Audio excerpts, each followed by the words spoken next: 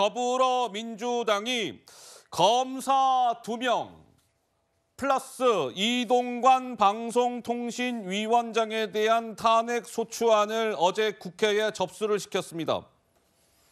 내일 본회의에 보고가 되고 모레 땅 처리가 될 것 같습니다.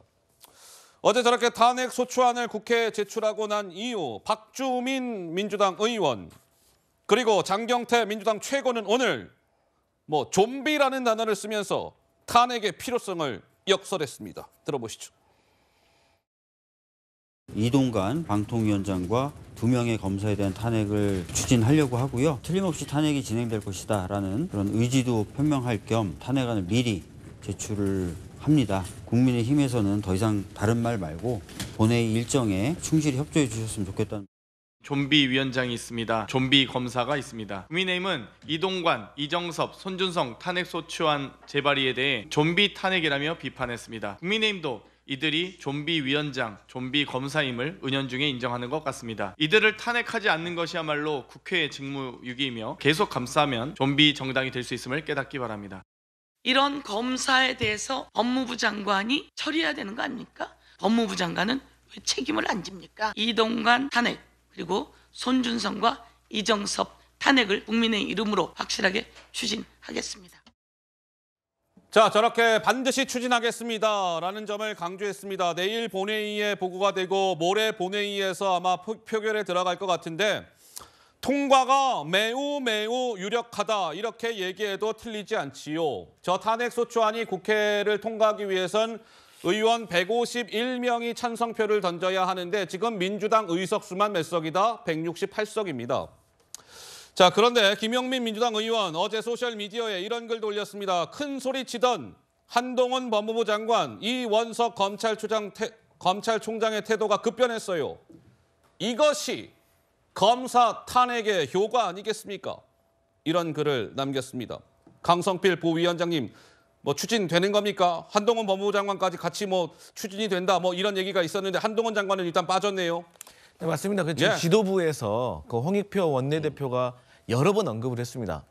168명의 여러 명의 민주당 의원들의 발언 속에서 한동훈 장관이 누구니 탄핵 얘기가 나올 수 있지만 결국의 결정은 지도부가 의원들의 의견을 수렴해서 한 거거든요. 그래서 지도부에서 그런 말이 나오지 않는다는 것은 믿지 않으면 된다 이렇게 단언을 했습니다.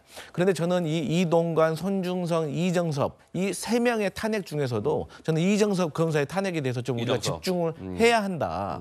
지금 요즘 민주당에서 하는 말이 아니 국민의힘에서는 민주당 보고 아수라 영화 봐야 된다 하는데 저희는 부당거래를 봐야 된다. 부당거래 봐야 된다. 아니 이정섭 검사 같은 경우는 위장 취업, 위장 전입 빼놓고는 골프장 편의 리조트 접대 그리고 무엇보다도 충격적인 것은 처남의 마약 수사와 관련된 의혹이 있는 겁니다. 하지만 제가 앞서 분명히 말씀드리지만 무죄 추정의 원칙에 의해서 지금은 혐의이고 의혹일 뿐인 겁니다. 하지만 그 내용이 처남댁이 얼굴과 실명을 공개를 했어요. 그리고 그 공개를 하는 과정에서 인터뷰를 하는 걸 쭉 들어보면 정말로 이게 사실이라면 경악을 금치 못한 일이다. 그래서 이러한 것들은 탄핵을 통해서도 명명백백하게 밝혀내고 응징해야 된다. 이런 말씀 드리겠습니다. 자, 한동훈 법무부 장관은 민주당이 추진하는 검사들의 탄핵, 더 나아가서 본인을 향한 탄핵 움직임과 관련해서 한동훈 장관은 최근에 이런 목소리를 내왔는데 이재명 대표를 겨냥해서 일본제 샴푸 이야기까지 한 바가 있었습니다. 들어보시죠. 1년 반 동안 정말 쉬지 않고 저에 대한 탄핵을 얘기해 왔는데요. 습관적, 상습적으로 탄핵을 남발하는 정당은 저는 없을 거라 생각합니다.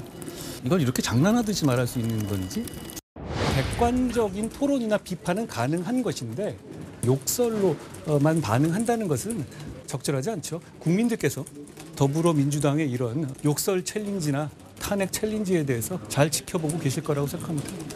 주요 공직도 한 바퀴 쫙 돌겠다는 뜻으로 보이는데요. 만약에 어떤 고위 공직자가 공직 생활 내내 세금 빼돌려서 일제 샴푸 사고 초밥 먹고 쇠고기 먹었습니다. 그거 탄핵 사유가 됩니까? 헌법재판소도 그 정도를 인용할 것 같아요. 글쎄요, 구자령 변호사님 어떻습니까? 모레 국회 본회의 통과가 유력시되고 있는데요. 그러니까 이거는 정말 민주당이 다수당이면서 벌어지는 여러 비극 중에 하나다 이렇게 생각이 돼요. 네. 탄핵을 누가 저렇게 쉽게 언급할 수 있나. 저 탄핵이란 제도를 어떻게 감히 떠올릴 수 있나. 이 정도 제도였는데 지금은 그냥 뭐 맨날 나오잖아요. 이정석 검사에 대해서 얘기하는 거가 지금 노무현 대통령 탄핵 판례를 한 번만 공부하고서 의원님들께서 이거를 검토하시면 안 되는 걸 알아요. 위장 전입이다 이런 것들. 그 노무현 대통령 때도 그때 뭐 써낸문 사태나 대선 캠프의 불법 자금 수수도 탄핵 사유로 올라갔었는데 직무 관련성이 없고 직위에 들어가기 전에 있었던 얘기는 탄핵 사유로 거론되지 않는다라고 했어요. 그러면 위장 전입이 무슨 직무 관련성이 있어요. 그리고 나머지는 아까 의혹이라고 하셨잖아요. 의혹 단계에서 누가 탄핵을 해요. 말도 안 되는 거죠. 그러니까.